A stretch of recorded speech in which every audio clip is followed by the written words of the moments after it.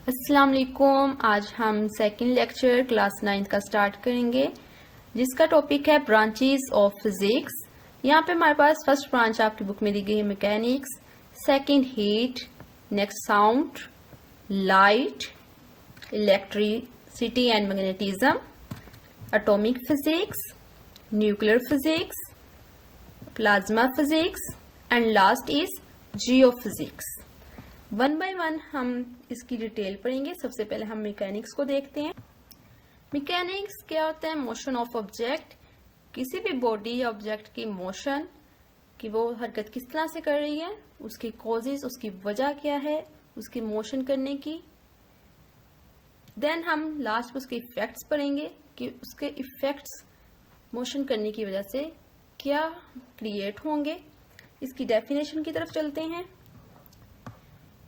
Definition of mechanics हमारे पास है, it is the study of motion of objects, its causes and effects. अब यहाँ पर आपको एग्जाम्पल नजर आ रही होगी, एक पिक्चर जिसमें एक कार है और एक आपको यहाँ पर मोटरसाइकिल दिखाई जा रही है। यहाँ पर जो कार और मोटरसाइकिल क्यों मोशन में है, क्यों मोशन कर रही हैं, इसकी वजह फोर्स है, क्योंकि यहाँ पर ये फोर्स, ये गर्ल इसको यहाँ पर फोर्स दे रही है। इसी तरह यहाँ पर ये बॉय यहाँ पर फोर्स लगा रहा है। इसी तरह एक अगर साइकिल है तो उस पर भी फोर्स एक पर्सन लगाता है, जिसकी वजह से फोर्स जो बाईसाइकिल है या साइकिल है वो मूव करती है, मोशन करती है, कुछ डिस्टेंस ट्रेवल करती है। यहाँ पर सम एक्सलेरेशन भी हमारे पास प्रोड्यूस होगा। इसके अलावा हम यहाँ पर इफेक्ट्स पढ़ेंगे। अगर देखा जाए तो यहाँ पर कार और बाईसाइकिल के मूव करने से, मोशन करने से जो इफेक्ट हमें मिला वो फ्रिक्शन का है। यहाँ पर कुछ फ्रिक्शन क्रिएट होगी, कुछ हीट भी क्रिएट होगी। नेक्स्ट चलते हैं। नेक्स्ट ब्रांच थी हमारे पास हीट। हीट में हम पढ़ेंगे नेचर ऑफ हीट के बारे में, कि हमें नेचर से कहाँ कहाँ से हीट मिल सकती है, मिलती है। जैसे कि सन से हम बहुत बड़ी मिकदार में हीट एनर्जी हासिल कर रहे हैं। मोड्स ऑफ ट्रांसफर की बात करेंगे कि सनलाइट किन मोड्स के थ्रू ट्रांसफर होती है। इफेक्ट्स ऑफ हीट की बात करें तो सन की एग्जांपल लेते हैं कि सन हमें गर्मियों में बहुत ज्यादा हीट महसूस करवाता है, और वही अगर हम सर्दियों में बैठते हैं तो हम खुद जाके बैठते हैं सन में कि हमें थोड़ी सी हीट महसूस हो। तो इस तरह से हीट के कुछ इफेक्ट्स भी होते हैं कि अगर हीट ज़्यादा हो जाएगी, टेम्परेचर ज़्यादा हो जाएगा तो हमें घबराहट महसूस होती है। इसी तरह से हमारे पास गर्म पानी, सर्दियों में जो है वो गर्म पानी से हम जो है वो शावर लेते हैं, और वही अगर हम गर्मियों में गर्म पानी से शावर लें तो हमें उलझन सी, अजीब सी महसूस होती है। तो इस तरह से ये कुछ इफेक्ट्स ऑफ हीट होते हैं, कुछ लिमिट्स होती हैं हीट की। और इसी तरह से हम इसकी डेफिनेशन की तरफ चलते हैं। द नेचर ऑफ हीट, इसमें नेचर ऑफ हीट पढ़ते हैं। जैसे कि मैंने पहले बताया, सन एक बिग सोर्स है हीट का। मोड्स ऑफ हीट के बारे में पढ़ते हैं कि हमारे पास किन मोड्स के थ्रू ट्रांसफर होती है हीट। इसी तरह से इफेक्ट्स ऑफ हीट पढ़ेंगे। इसमें हम मजीद कंडक्शन, कन्वेक्शन और रेडिएशन के बारे में पढ़ेंगे। नेक्स्ट चलते हैं। नेक्स्ट ब्रांच है हमारे पास साउंड वेव्स के बारे में पढ़ेंगे हम। साउंड्स में हम साउंड वेव्स के बारे में पढ़ेंगे। दरअसल एयर मीडियम हमारे, अब हम बोल रहे हैं तो हमारे जो आवाज है वो एयर मीडियम में से टकराकर गुजरती है। तो इस तरह से जो साउंड ट्रेवल होती है थ्रू वेव्स के जरिए होती है। वेव्स के जरिए हमारी जो साउंड है वो एक जगह से दूसरी जगह पर पहुंचती है। प्रोडक्शन ऑफ साउंड हम इसमें पढ़ेंगे कि साउंड किस तरह से पैदा होती है, किस तरह से प्रोड्यूस होती है। नेक्स्ट हम इसमें अगर हम प्रोडक्शन की एग्जांपल चले लेते हैं कि जैसे कि अब इस टाइम मैं बोल रही हूँ तो वो मेरा वोकल की वजह से मैं जो है वो बोल पा रही हूँ, ठीक है। तो इस तरह से ये हमारे पास एक साउंड की प्रोड्यूस होने की वजह है। नेक्स्ट प्रॉपर्टी हम इसमें पढ़ेंगे, और इस ब्रांच में हम साउंड की एप्लीकेशंस भी पढ़ेंगे। एक लिमिट के बाद साउंड खत्म हो जाती है, और ऐसा क्यों होता है ये सब हम साउंड में ही पढ़ेंगे, फिजिक्स की इस ब्रांच में पढ़ेंगे। बात करें आवाज की अनडेप्थ होने की, जिसमें आवाज एक जैसी रहेगी, ज्यादा कम नहीं होगी, तो उसमें हमारे पास फ्रीक्वेंसी ज्यादा जब होगी तब ऐसा होगा कि आवाज जो है वो हमारे पास अनडेप्थ होगी। डेप्थ तब होगी जब हमारे पास आवाज कम ज्यादा हो रही हो, फ्रीक्वेंसी कम हो। तो ये सब हम फिजिक्स की साउंड ब्रांच में पढ़ेंगे। नेक्स्ट चलते हैं। नेक्स्ट हमारे पास है डेफिनेशन ऑफ साउंड। हम इसी की डेफिनेशन को भी देख लेते हैं साउंड की। It deals with the physical aspects of sound waves. Sound waves के फिजिकल एस्पेक्ट कैसे हैं, ये किस तरह की फिजिकली हमें शो होती है, तो ये इस बारे में हम पढ़ेंगे। एम्पलीट्यूड के बारे में पढ़ेंगे, रिफ्रैक्शन के बारे में पढ़ेंगे, इसकी वेवलेंथ के बारे में पढ़ेंगे, साउंड की फ्रीक्वेंसी के बारे में पढ़ेंगे, low pitch, low frequency, high pitch, high frequency, ये सब बातें हम इसमें पढ़ेंगे इस ब्रांच में। Next their production and properties, applications मैंने आपको पहले भी बता दिया, ये सब हम फिजिक्स की साउंड ब्रांच में पढ़ेंगे। नेक्स्ट चलते हैं लाइट। लाइट के बारे में बात करते हैं। लाइट हमारे पास फिजिकली किस तरह से नजर आती है, फिजिकल एस्पेक्ट्स ऑफ हीट क्या है, हम इस ब्रांच में ये पढ़ेंगे। नेक्स्ट इसकी प्रॉपर्टीज पढ़ेंगे, वर्किंग पढ़ेंगे। अब लाइट को हम ऑप्टिक्स में भी यूज करते हैं।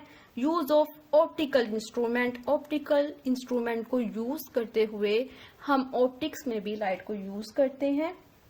जैसे कि अब ऑप्टिकल इंस्ट्रूमेंट के बारे में आपको बता देती हूँ। ऑप्टिकल इंस्ट्रूमेंट, कैमरा, माइक्रोस्कोप, इन सब में लाइट यूज होती है, तो इस सारे में हम इसको पढ़ेंगे मजीद। अगर मैं बात करती हूँ एक मिरर की, तो मिरर पे जब हम लाइट डालते हैं हम एक मिरर के ऊपर, तो लाइट क्या होगी, रिफ्लेक्ट हो जाएगी, बैंड नहीं होगी। वही लाइट अगर हम लेंस के ऊपर डालेंगे, कॉन्वेक्स लेंस के ऊपर, तो क्या होगा, वो लाइट बैंड हो जाएगी। तो ये सब हम ऑप्टिकल इंस्ट्रूमेंट्स को यूज करते हुए लाइट को यहाँ पर पढ़ेंगे फिजिक्स की इस ब्रांच में। इसकी डेफिनेशन को देखते हैं। Definition of light, it is the study of physical aspects of light, its properties, working and use of optical instrument. Next हम चलते हैं। नेक्स्ट हमारी ब्रांच है इलेक्ट्रिसिटी एंड मैग्नेटिज्म। यहाँ पर रेस्ट में, अगर हमारे पास रेस्ट में होंगे चार्जेस, तो हमारे पास इलेक्ट्रिसिटी प्रोड्यूस नहीं हो रही होगी। जिस टाइम हमारे पास चार्जेस रेस्ट में होंगी, उस टाइम इलेक्ट्रिसिटी प्रोड्यूस नहीं होगी। मोशन में, जैसे ही मोशन में हमारे पास पार्टिकल्स आएंगे, तो चार्जेस आएंगे, तो इलेक्ट्रिसिटी प्रोड्यूस होगी। करंट की वजह से एक मैग्नेटिक फील्ड प्रोड्यूस होती है, जैसे कि मैं आपको नेक्स्ट इसकी डेफिनेशन में मजीद बताती हूँ। यहाँ पे अगर आप देखें इस डायग्राम में, तो यहाँ पर मैग्नेटिज्म की वजह से एक मैग्नेटिक फील्ड प्रोड्यूस हुई है। यहाँ पर मैग्नेटिक का एक साउथ पोल होता है और एक नॉर्थ पोल होता है। और यहाँ पर अगर आप देखें तो ये एक बैटरी है जिसके साथ वायर्स को नेगेटिव वायर लगाई गई है, एक पॉजिटिव वायर लगाई गई है, और यहाँ पे एक रोड है। अब इसमें क्या हो रहा है, करंट, यहाँ से करंट फ्लो हो रहा है, और यहाँ पे एक मैग्नेटिक फील्ड, आपको ब्लैक कलर में मैग्नेटिक फील्ड दिखाई दे रही होगी। यहाँ पे एक मैग्नेटिक फील्ड प्रोड्यूस हुई है। तो अगर इसकी डेफिनेशन की तरफ देखें, ये सब हम फिजिक्स की इलेक्ट्रिसिटी एंड मैग्नेटिज्म ब्रांच में इसको हम डिटेल से पढ़ेंगे। इसकी डेफिनेशन की तरफ चलते हैं। It is the study of the charges at rest and in motion and there effects. इसके इफेक्ट्स पढ़ेंगे हम, and their relationship with magnetism, और ऐसा क्यों होता है, मैग्नेटिक फील्ड क्यों प्रोड्यूस होती है, इसका रिलेशन क्या है, इसका रिलेशनशिप पढ़ेंगे। नेक्स्ट चलते हैं हम एटॉमिक फिजिक्स।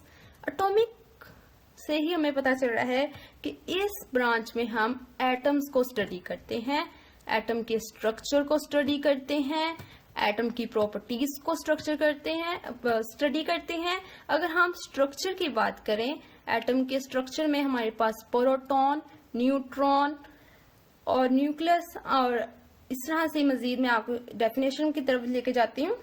ये देखें यहाँ पर इस डायग्राम में चलें, देखें तो ये यहाँ पर एटम का ये न्यूक्लियस आपको दिखाया गया है इस डायग्राम में, और न्यूक्लियस किस पर मुश्तमिल होता है? प्रोटॉन और न्यूट्रॉन पर मुश्तमिल होता है, वो भी आपको दिखाए गए हैं। अब यहाँ पर इलेक्ट्रॉन्स भी होते हैं जिसके ऊपर नेगेटिव चार्ज होता है। इलेक्ट्रॉन्स के ऊपर कौन से चार्ज होते हैं? नेगेटिव चार्ज होते हैं।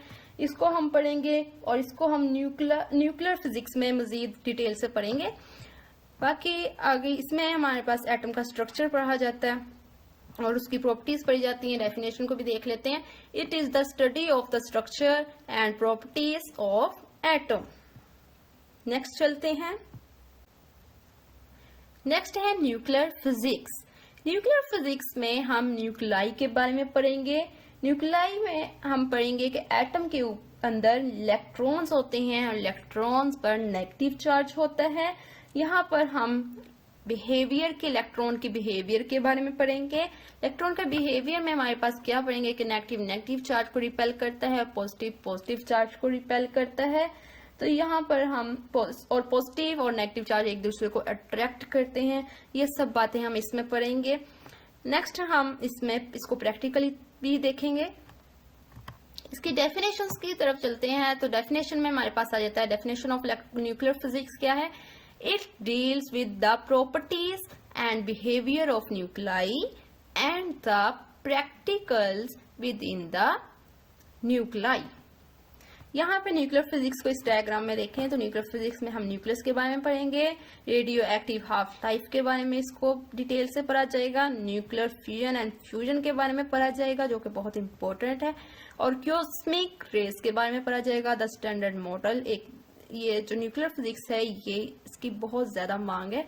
आपको मजीद आगे जाके पता चलेगा। आपकी फिजिक्स को बहुत हम एक वसी है फिजिक्स, इसमें हम बहुत डीपली हर एक चीज को पढ़ सकते हैं। नेक्स्ट चलते हैं इसकी डेफिनेशन हमने देख ली है। नेक्स्ट हम ब्रांच की तरफ चलते हैं, प्लाज्मा फिजिक्स।